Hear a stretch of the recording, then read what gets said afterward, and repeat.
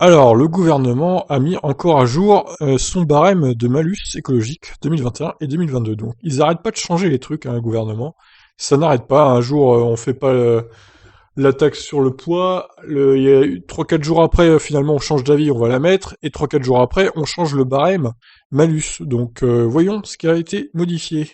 Donc les barèmes du malus écologique vont encore changer avec l'instauration de la taxe au poids pour les véhicules de plus de 1800 kg.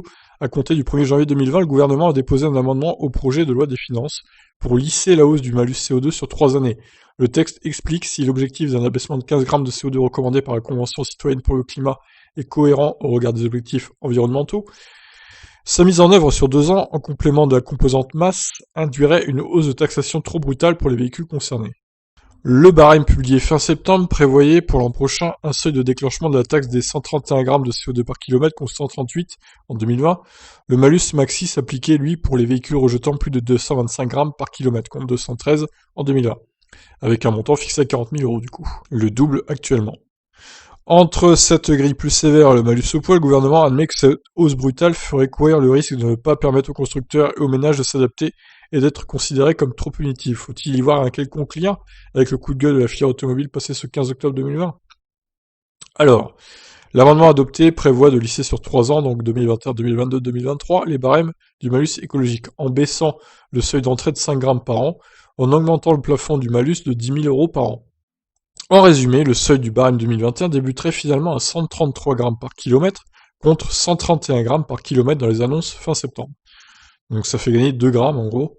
Le montant maxi ne serait plus que de 30 000 euros pour les modèles rejetant plus de 218 grammes par kilomètre contre 40 000 et 225 grammes par kilomètre dans le texte précédent. D'accord. Puis 123 grammes par kilomètre, la fourchette haute du malus maxi serait de 40 000 euros en 2022, puis 50 000 euros en 2023. Donc, d'accord, en gros, ils ont abaissé de 10 000 euros pour 2021, pardon. Donc là, vous avez la nouvelle grille du malus qui a été mise à jour. Il y a, alors, montant 2021 après l'amendement du 16 octobre et montant 2022 après l'amendement du 16 octobre. Donc voilà, je vous laisse découvrir ce tableau.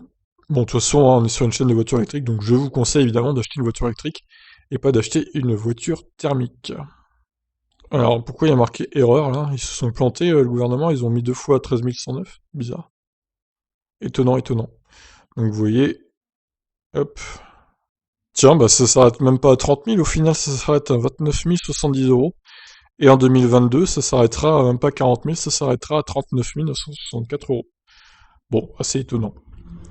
Bon, bah voilà, sur ce, voici la mise à jour, suite à l'amendement du 16 octobre. Je vous laisse réagir, qu'en pensez-vous? Ciao.